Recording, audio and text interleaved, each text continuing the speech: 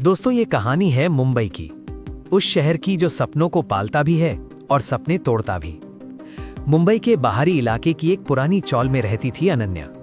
उम्र करीब 25 साल, चेहरे पर सादगी, आंखों में आत्मसम्मान और दिल में जिम्मेदारियों का बोझ। अनन्या की मां कई साल पहले गुजर चुकी थी। घर में बस एक छोटा भाई राहुल, जो कॉलेज में पढ़ता था, और पिता जिनकी किडनी धीरे धीरे जवाब दे रही थी। हर हफ्ते डायलिसिस, हर महीने बढ़ता खर्च और हर दिन घटती उम्मीद। अनन्या ने एमबीए किया था, लेकिन नौकरी, कभी ओवर क्वालिफाइड, कभी एक्सपीरियंस कम, तो कभी अभी कॉल करेंगे, जो कभी आया ही नहीं। उस दिन भी वही हुआ। मुंबई के एक बड़े कॉरपोरेट ऑफिस में इंटरव्यू था। शीशे की दीवारें, ब्रांडेड खुशबू और लैपटॉप के पीछे बैठे लोग। अनन्या को जिस कैबिन में बुलाया गया, वहां बैठा था आरव मल्होत्रा, 32 साल का, एक बड़ी रियल एस्टेट कंपनी का मालिक।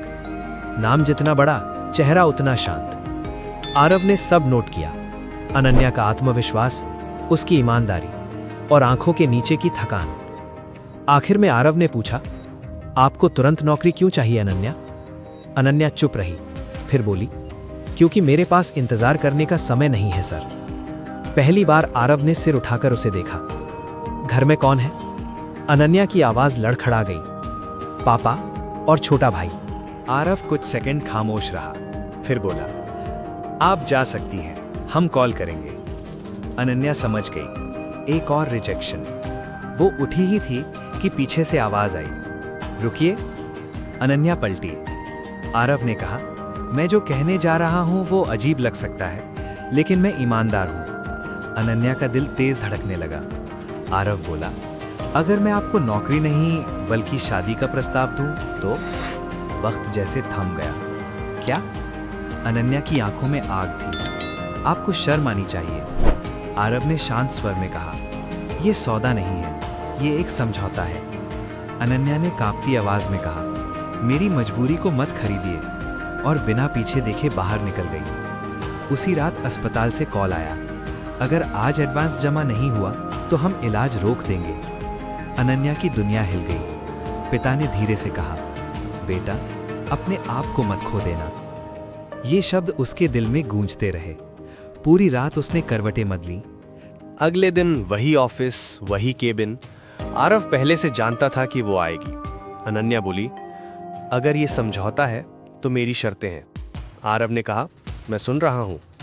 मेरे पिता का इलाज सबसे पहले, कोई झूठ नहीं, और अगर कभी मुझे लगा कि मैं बोझ हूं तो मैं चली जाऊंगी। आरव ने सिर हिलाया, मंजूर। 3 दिन बाद कोर्ट मैरिज। सादा सा साइन, न खुशियां न जश्न, बस एक डील। आरव का घर बड़ा था लेकिन खाली। एक दिन उसने आरव से पूछा, आपने कभी दोबारा शादी क्यों नहीं की?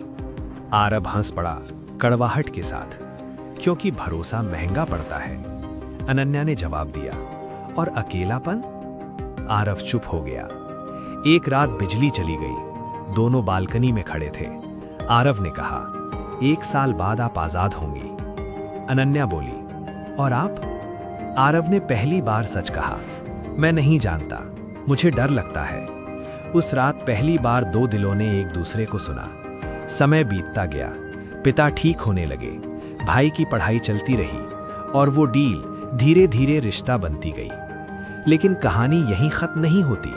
एक दिन आरव की पहली पत्नी वापस आई, पैसे और नाम के लिए। कोर्ट में तलाक के कागज रखे गए। आरव ने सब कुछ अनन्या के नाम कर दिया।